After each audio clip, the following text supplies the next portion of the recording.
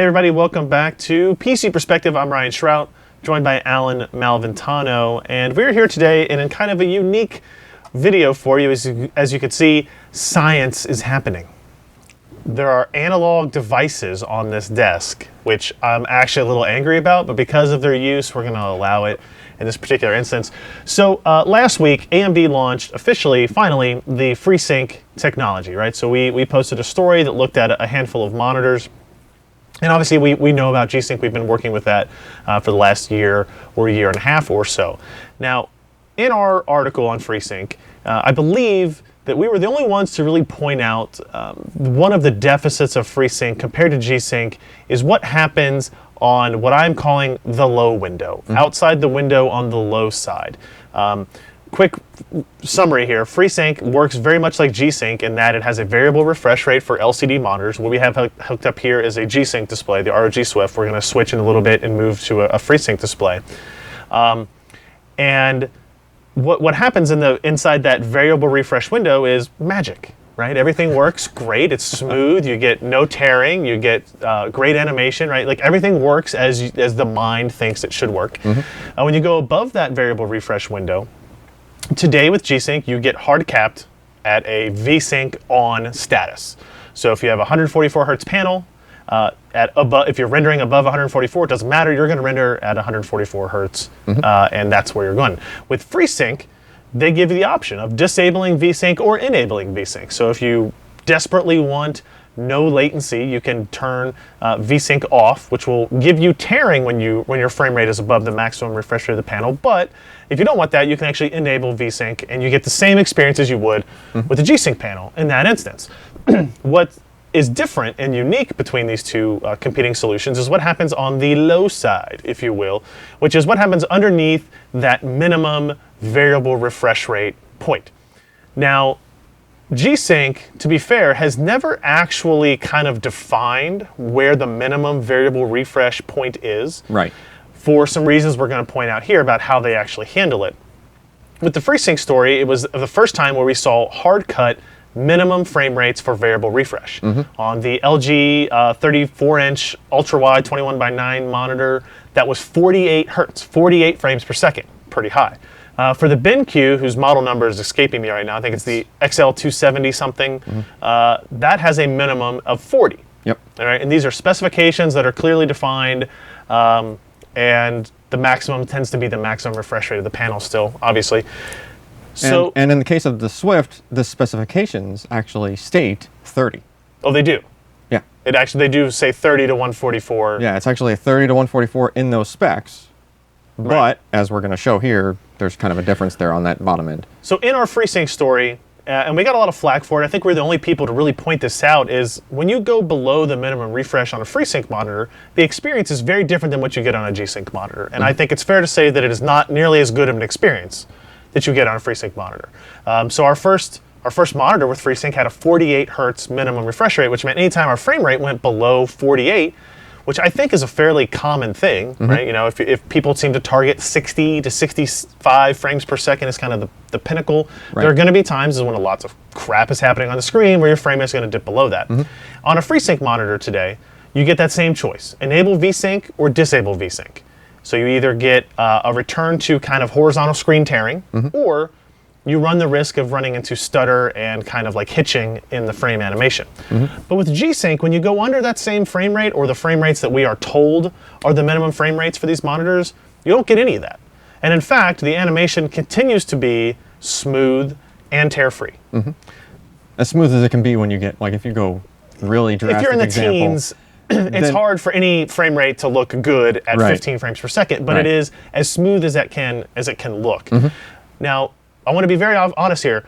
NVIDIA has really told us nothing about how this works. They've kind of hinted at, well, you know, we kind of do this frame thing that, you know, the module is there and it does important work. But they've never really detailed what it does and how important it is to kind of that lower frame rate experience. So, with the help of science, which we're just going to detail it for you.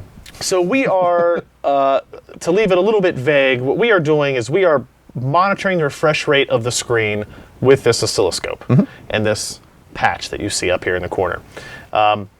So what you get here is an output of the refresh pattern of the monitor. It's very consistent, meaning that it is not currently is not a changing refresh rate. I don't know if do we want to go into details about what the cycle rates are on this? if there's a techie watching this and they just want to know, because any techie that sees an oscilloscope, they're going to go, oh, what are the settings? Well, this is 5 milliseconds per division, so basically each of these lines is 5 milliseconds Each across. division there, yeah. Okay. The voltage really isn't important. It's just that those peaks are refreshes. That's like every time you see another cycle there, that's one refresh of the panel. So right now, so if we look at low to low, that is one refresh time. It is. Okay. And if you took that interval and kind of did some math amongst yourselves there, and inverting math and calculating stuff out to try to figure out the frequency, you'd end up with 100, which actually is the number that should be in that same frame. Right. Hiding back here because there's fraps running. So what we did is we kind of cheated here. We're trying to demonstrate to you how the oscilloscope, how it reported 100 frames per second. If you show the scope again, you can see that you're basically getting 2 divisions right there, so which adds up to 10 milliseconds. 10 milliseconds is 100 frames per second. Yep. Matching our fraps overlay there in the bottom right-hand corner of our screen. So we're this has helped to demonstrate what's happening and where, so we're on the same page here. So what we want to talk about is we want to show what happens to these frame rates and to the refresh rates as we lower them down into potentially non-variable refresh rates. So if we drop from 100 to what? What are you going to 50. 50? We'll go to 50. Now what'd you see there? You immediately saw the wave get bigger. Right? Actually, it wasn't immediate. It kind of grew because the frame rate slowly descends down to 50. Well, quickly descends down to 50. It's going to 50, but the G-Sync module does some other stuff when you do large transitions. Okay. That's actually part of the reason that you sometimes see flickering when your game instantly goes to 0. Gotcha. We wrote a whole article on that, but that's a separate issue. So if you look at the wavelength there, you're going to see, what is that, 20 milliseconds now? To be 50 frames per second. So if you look at there should be 4 divisions between each of the bottoms. So now let's do kind of a few transitions here to show a trend. So I'm at 50. I'm going to go to 45. Now there's a little bit more space between them. Got a little bit wider. Yep. Now we'll go to 40. There's even more space between them. And that's important because what you're seeing is this monitor and everything is in a variable refresh mode. As we lower the frame rate, I guess I should point out also the application we're using to do this is the NVIDIA G-Sync utility. It is. With a little bit of extra stuff in there that we asked for that lets us very specifically fine-tune specific frame rates. Yep. So that's what we're using to do this. This would occur in games, but this obviously lets us test it in more scientific capability. So but as the variable refresh goes lower, the monitor is refreshing at longer intervals. Right? Yep. Makes sense. That's simple. Yeah. All right. So now here's where it gets a little bit tricky. I'm at 40. I'll go to 39, 38, 37, 36. Oh. Something just happened there. Go back. Right? Can we go back? Can you go up 1? Will it still step through? If I go up 1, it won't. Okay, well, let's just stop here for a second. So what the frame rate reporting is what, 36? Is that what it shows on there? Frame rate reporting is 36. Now you'll notice that we had this very wide wavelength, this very wide period on the scope that suddenly is much smaller. What happened? What happened is there is an additional frame inserted in between, in the center, between every other frame.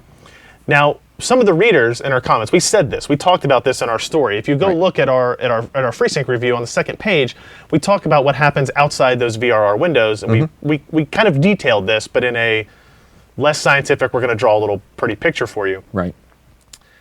One of the concerns was, well, if they're inserting extra frames, isn't it just adding stutter to the animation? The answer is no. Right. Because if you look back at the scope, it's doubling the refresh rate. Yeah. So even though we're running at 36 frames per second, as you can see down there in the corner, we're actually running at 72 hertz. Here, I'll jump back up to 43.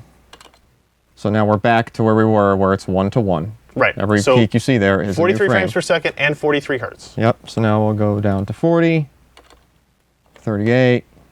Okay. You're seeing it a little bit wider. A little bit wider, and then back to 36 again. Now, every other frame it would have been nothing changing anyway. Right. That's the key, right? That's why it's not a stutter. It's just the panel has a minimum, it's trying not to wait too long between those refreshes, because eventually you get to a point where you could risk damaging the panel. Like, that's just, you know, the limit of the panel, physical limits of the panel. Sure. And so the G-Sync module just kind of like steps in and says, well, I can't go too long between these updates. Let me insert another one, right? So why do we believe G-Sync is doing that? It is because at some point, if you have a variable refresh display, when you go below a certain amount, you start to see flicker. That's one issue. You get visual anomalies. Well, I think that's probably the most important. You could probably go significantly lower than this without damaging the panel. You probably could. But the issue is you don't want to see any flicker. I mean, to be honest, that's what every FreeSync monitor that has that minimum specification, that minimum spec is meant to prevent visual artifacting, like flicker.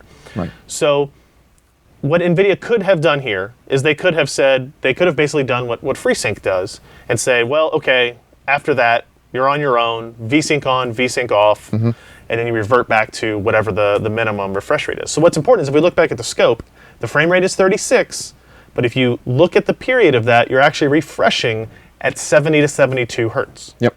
So you're not adding any stutter, you're not adding any frame jitter into this because you are doubling the refresh rate while you're just redrawing an existing frame, right? So, and what's interesting is this actually happens as you go lower, right? Yeah, so if we go, let's see how far we can push this. So I'll go down to like 24. So as you can see, we're starting to get wide again. Yeah, it's getting wider again. Yeah.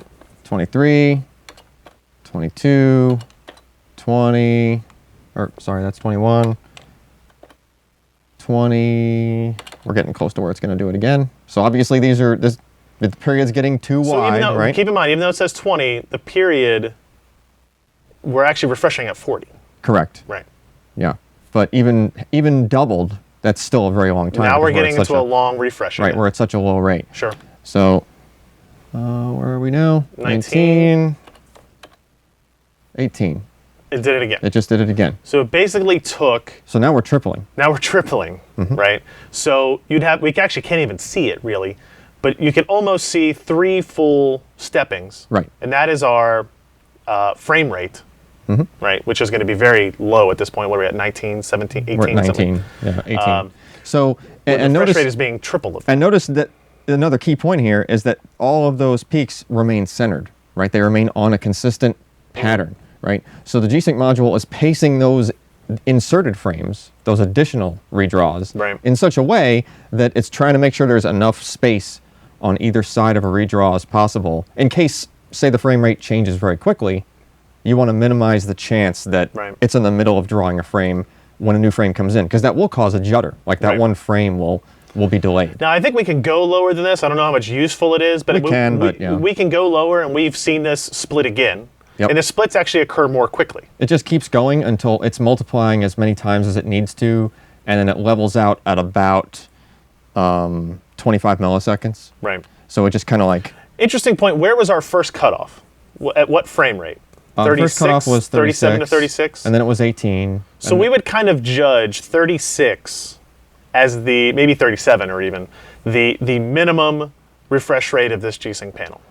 Right. Like in practical terms. Right. Like as far as what updating one-to-one. Right. But under that, keep in mind, like, go back up to 30, I don't know, 5 or something, right? And keep in mind that anytime we show you the whole screen here with the animated pendulum, you're watching this after the fact. We're recording on a camera at a fixed refresh rate. Yeah. The refresh rate on here is variable. These aren't going to match up very well. But we can tell you that it is still a very smooth animation when you drop below the 36, 37 mark. Yeah, trying to capture variable refresh with a constant refresh camera, you end up seeing weird stuff. It's impossible, but it maintains smoothness without any tearing, right? So it's an interesting thing. We found some other weird quirks, like if you are transitioning fast, for example. Like, well, this software gives us the ability to do a sweep. So maybe do a sweep through that first transition, and we can watch what happens on the scope and watch what happens on fraps. With a sweep, what Alan's basically going to set up is the ability for the frame rate to kind of cycle back and forth between 2 designated points. So which points are you going to use here? Let's use 35 and 45. Okay, so we're going to basically take this pendulum demo and force it to go between 35 and 45. So you can see here, watch those waveforms. You'll see them, they get, as it just did there, it's going to get a little bit bigger, And now they're and now it's squeezing going to back shrink together. back together. There you go. Yep. So watch the frame rate. Yep.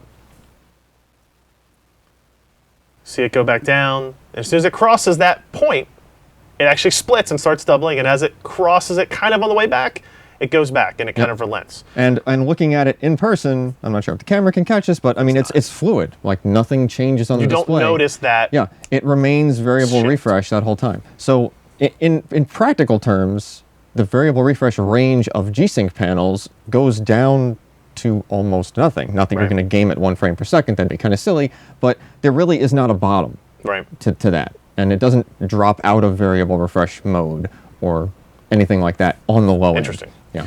So is there anything else we want to point out here about how G-Sync works or how we think it works before we make the swap and bring up a FreeSync monitor? No, I think we're going to take a quick break here, and we'll reset up with an AMD card in our system and a FreeSync monitor replacing this spot here and show you what happens there. Yep. And we're back. Maybe hard for you to tell, but we've had a slight equipment change during the transition here. We secretly replaced this G-Sync panel with a FreeSync panel. Yeah, so we've got an AMD R9 290X running in the system below us now. We've replaced the ROG Swift with the BenQ 2560 by 1440, 144 hertz FreeSync panel that we got in for our reviews. And that's important because it is a very similar panel, technologically speaking, to the ROG Swift. Similar, it's TN, similar maximum refresh rates. You would expect. Gray to gray response time is the same. Right. So you would expect the experience to be very similar. Now we have here again, we have our scope set up, we're reading the refresh rates, we have our fraps down in the corner, and as you look here, Alan has it set up to 100 frames per second, and you can see that the peak to peak on this is a two division, so 10 milliseconds equals 100 frames per second. Hooray, the math still works. Yep. We're moving along as you would expect. So this is variable refresh rate. Everything is enabled. We've got VSync disabled for this particular test. We'll get to that point later. But let's go ahead and just drop it down to 50 frames per second, and you'll see our fraps reporting drops down to 50, and our peak to peak is now 4 divisions or 20 milliseconds, thus giving us correctly the variable refresh rate that you would expect.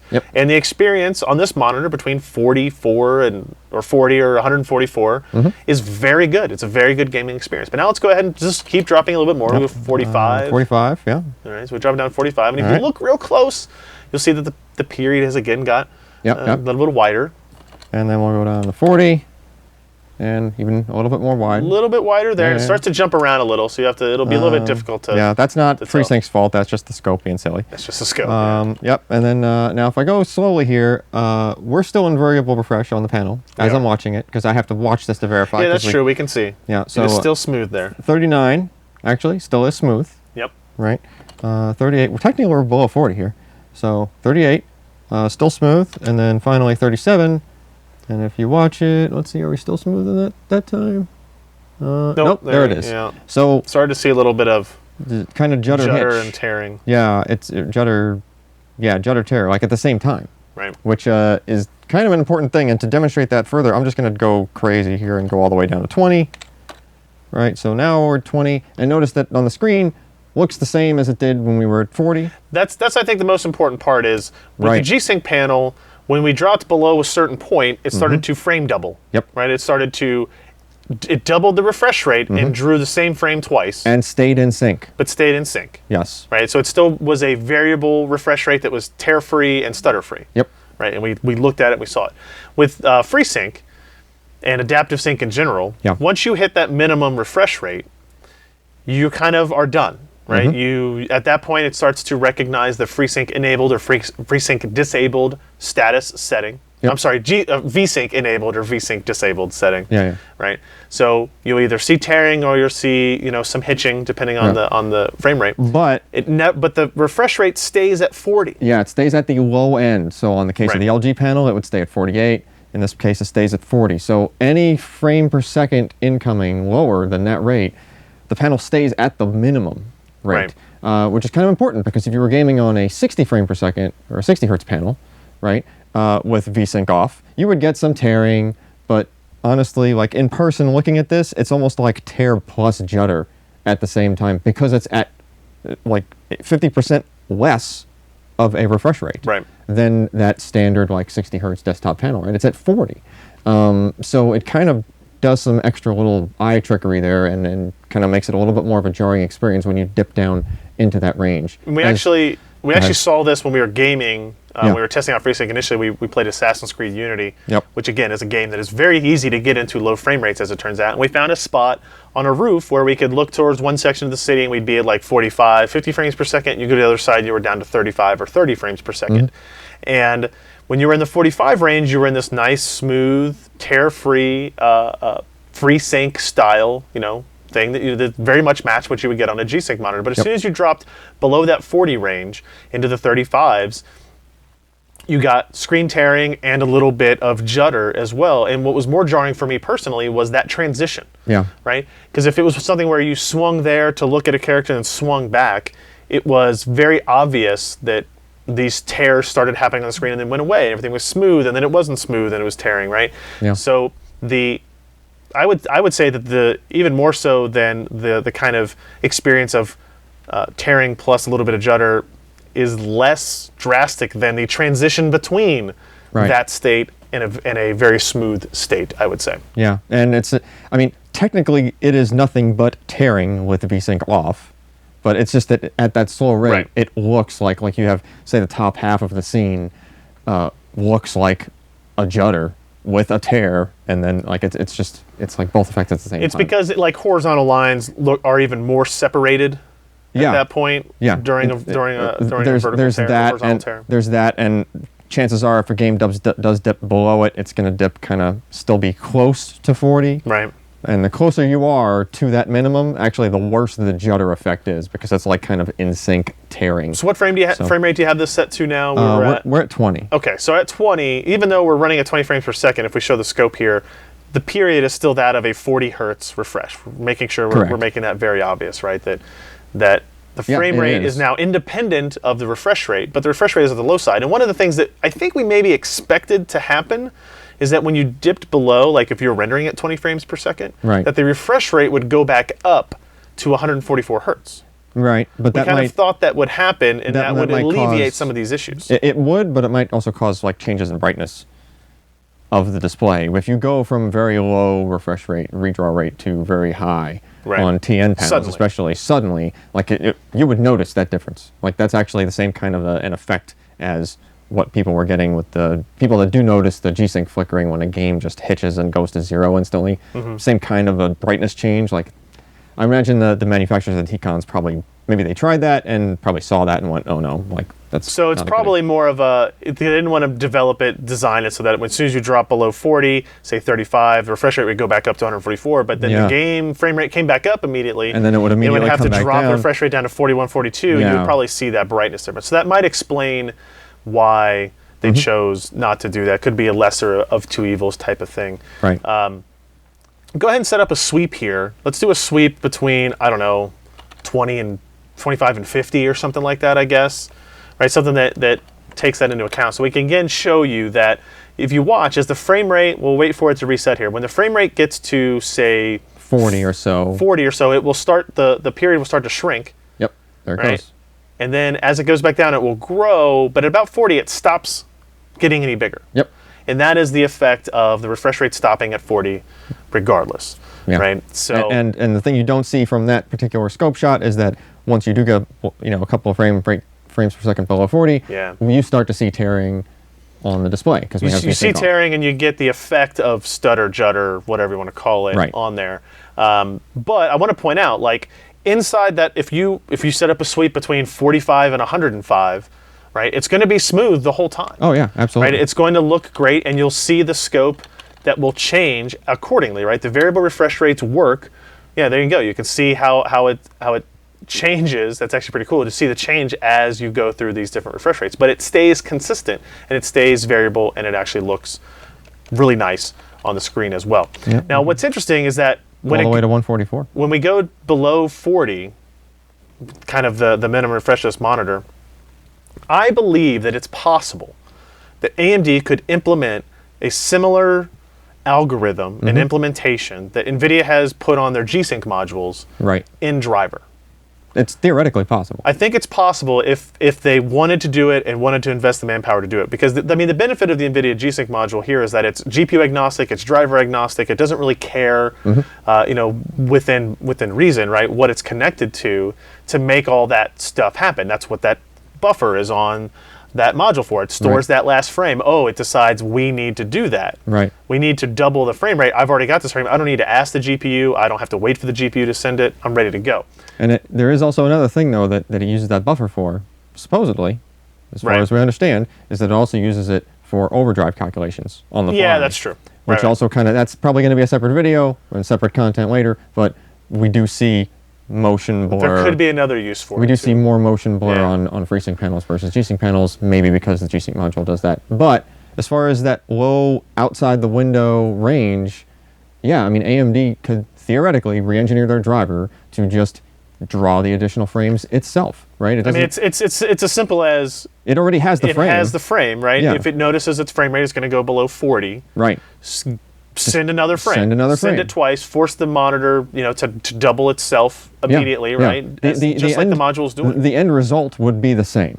The only difference is that an NVIDIA GPU only sends the frames at 20 frames per second, whereas the AMD GPU could just decide to send them at 40 frames per second when the game engine was only rendering at 20, right? It's just adding additional ones so that you're staying in VRR, variable refresh rate, all the way down, right? It could be more complicated, right? Because as new monitors come out, you'd have to have new driver revisions that support those. They would probably they'd have to look at every monitor, figure out, okay, you'd have to have driver updates kind of to support the additional monitors properly. And it's something that they've got the FreeSync program. It's meant to do validation. In theory, they could make that part of the validation process, is that we have to be able to get your monitor early enough to implement it into a driver so that the driver's out before the monitor's on sale, people have a good experience. They could do it if they want. Yeah. I think they could. I'm not 100% We're not driver developers, right? But like we know kind of how they work, and that should be possible. So, I mean, the reason we were here and we wanted to have this discussion with you guys, and hopefully you've learned something along the way, is that we wanted to prove in some kind of analytic fashion, which is the only thing you can do when you get an analog oscilloscope out, is you prove things. But you know, the story we wrote about FreeSync and the implementation and the experiences we had, we wanted to validate and not just be our opinion. We wanted to kind of have some science behind it and show you why we think that the current implementation of G-Sync on the low side is better than the current implementation of FreeSync and Adaptive Sync as well. So, you know, we have in the description of this video, we'll have a couple of links to stories that we have done about G-Sync and FreeSync that go into more detail about our experiences, these particular monitors, for example. And it's something that I guess every time we get a monitor in now, we're going to hook it up to a piece of very old technology, a very old oscilloscope, and measure refresh rates and see how all that is affected. It's a very interesting technique that Alan came up with to kind of measure this stuff that we were seeing in person, that we knew was occurring, but needed to analytically prove that it was occurring. So we'll have a lot more stories over at PCPer.com. We'd appreciate if you guys would check those out, and we'll have more videos for you here as well in the not too distant future. Thanks, guys. We'll see you later. Thanks.